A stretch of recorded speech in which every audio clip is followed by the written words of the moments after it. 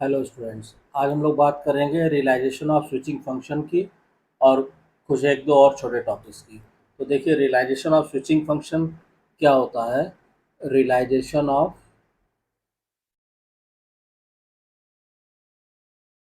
Switching function,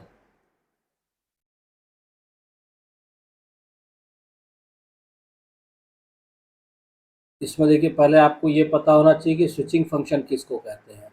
तो the Boolean expression, जो भी हम बूलियन एक्सप्रेशन लिखते हैं, जैसे y इक्वल टू से हमने कहा a प्लस बी सी, या हमने कहा y equal to a plus B bar into C, या इस तरह के जो भी बूलियन एक्सप्रेशन हम लिखते हैं उन बूलियन एक्सप्रेशन को स्विचिंग फंक्शन भी कहते हैं। और स्विचिंग फंक्शन को अगर हमें रियलाइज करना है तो switching function can be realized और described in three different veg.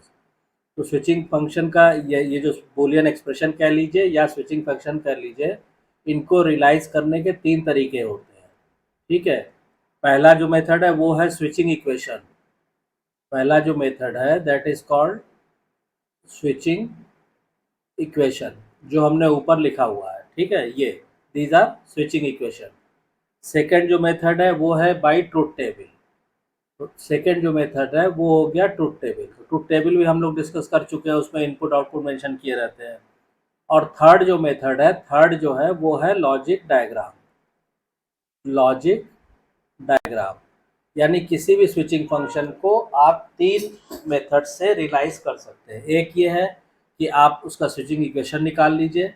दूसरा मेथड ये है कि आप उसमें इनपुट और आउटपुट को मेंशन कीजिए एक टेबल में, तो वो ट्रूथ टेबल हो गया आपका। और तीसरा मेथड ये है कि आप उसको लॉजिक डायग्राम से एक्सप्रेस कीजिए। तो ये तीन बेसिक मेथड होते हैं किसी भी स्विचिंग फंक्शन को रियलाइज करने के लिए। अब इसमें जैसे नेक्स्ट हम जो पढ़ते हैं कि टू ड्रॉ ए, जो नेक्स्ट टॉपिक है to draw a logic circuit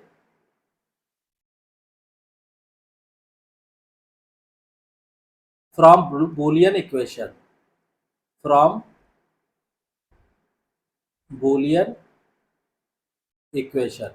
मतलब अगर हमारे पास बूलियन इक्वेशन दी हुई है उससे हमको लॉजिक सर्किट बनाना है। तो इसमें हम क्या करते हैं, पहले इसके स्टेप सुन लीजिए कि सबसे पहले हम क्या करते हैं। First we develop the switching equation necessary for realisation of a combinational logic function.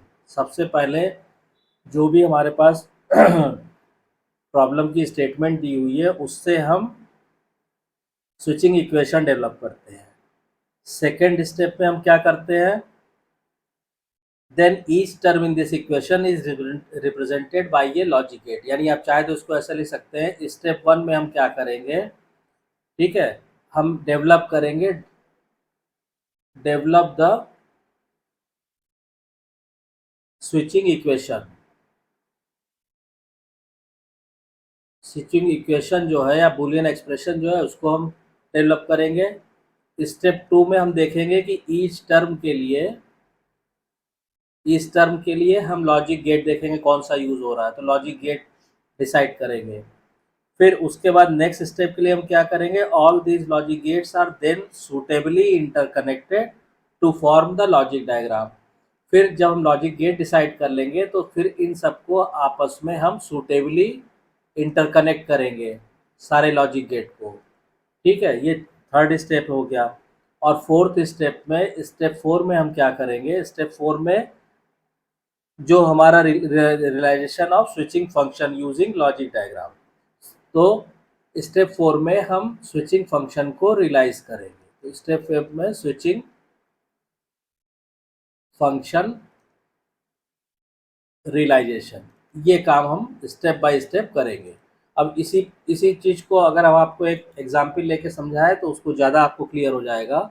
Suppose कीजिए, मान लीजिए उसने दिया हुआ है कि आपको बूलियन एक्सप्रेशन या स्विचिंग इक्वेशन दी हुई है y equal to A B plus B C plus A bar into B bar, ये दिया हुआ है। इसका हमें क्या करना है, ड्रॉ द कॉम्बिनेशनल सर्किट। हमको कॉम्बिनेशनल सर्किट इसका ड्रॉ करना है। तो हमें मालूम है कि यहाँ पे तीन इनपुट कौन कौन से दिख रहे हैं, हमें तीन इनपुट दिख रहा है ए बी और सी, और आउटपुट, और एक आउटपुट हमें दिख रहा है क्या, वाई, पहली चीज। उसके बाद हम क्या करेंगे, हर एक टर्म को आप देखिए, तो यहाँ पे क्या होगा, एक एंड गेट हमको चाहिए, एक एंड गेट यहाँ चाहिए, एक एंड गेट यहाँ चाहिए, ठीक है। यानी अगर हम टर्म वाइज बात करें तो देखिए पहली टर्म जो हम डिज़ाइन करेंगे टर्म वन, वो कैसे आएगा, एक एंड गेट हमने लगा दिया और ये ए ये बी, ये पहली टर्म डिज़ाइन हो जाएगी।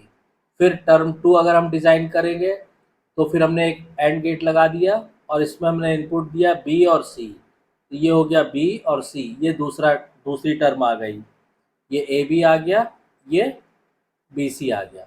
फिर टर्म थ्री हम करेंगे, टर्म थ्री, तो टर्म थ्री में हम क्या करेंगे, फिर एक एंड गेट लगाएंगे और लेकिन एंड गेट का इनपुट क्या है, ए बार, तो हमने यहाँ से ए लेंगे और उसके बाद हम एक नॉट गेट लगाएंगे ताकि बार आ जाए, तो ये ए हो गया, ये ए बार आ गया। फिर ऐसे यहाँ पे हम क्या करेंगे, यहाँ पे हम बी लेंगे और ये बी बार आ गया, यहाँ पे हमको मिल जाएगा ए बार इंटू बी बार। अब क्या करेंगे, इन तीनों गेट्स को आपस में इंटरकनेक्ट करेंगे, तो कैसे कैसे इंटरकनेक्ट करेंगे यहीं पे कर लेते हैं, दोबारा ड्रॉ करने में टाइम वेस्ट होगा। कि अब इनका क्या, इन तीनों टर्म का आपस में क्या हो रहा है, ऑरिंग हो रही है, इनकी क्या हो रही है, ऑरिंग हो रही है ना। तो हमने क्या किया, यहाँ पे हमने एक और गेट लगा दिया और ये जो आउटपुट आ रहा है ये हमने इसमें,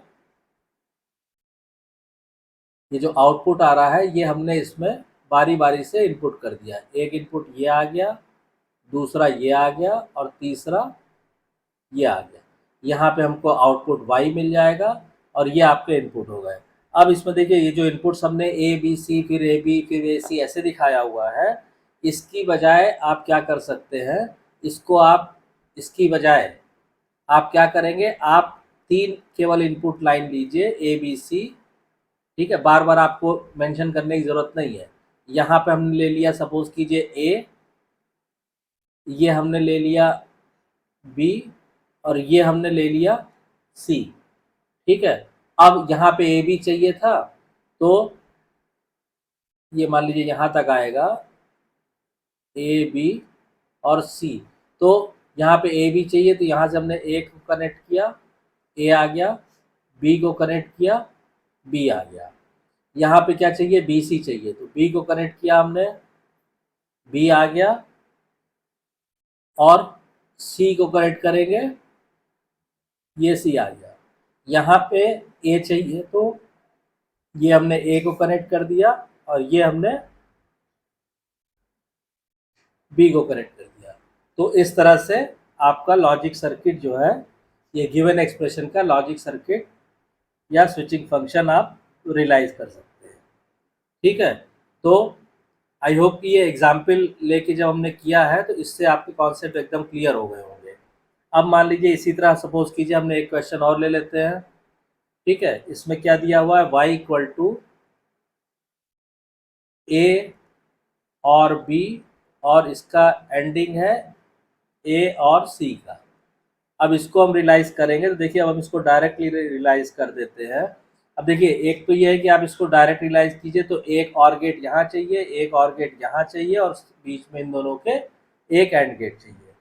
दूसरा तरीका क्या है कि इसको आप देखिए कि बूलियन लॉज से, जो बूलियन लॉ हम लोग पिछले वीडियोस में पढ़ चुके हैं, ये और सिंप्लीफाई हो सकता है कि नहीं। तो इसको जब आप मल्टीप्लाई करेंगे तो आएगा A into A plus B into A plus A into C plus B C, ये आ गया। ए इंटू ए क्या होगा, ए होगा बूलियन लॉज से, प्लस ये मान लीजिए हमने ए बी लिख लिया plus A C plus B C.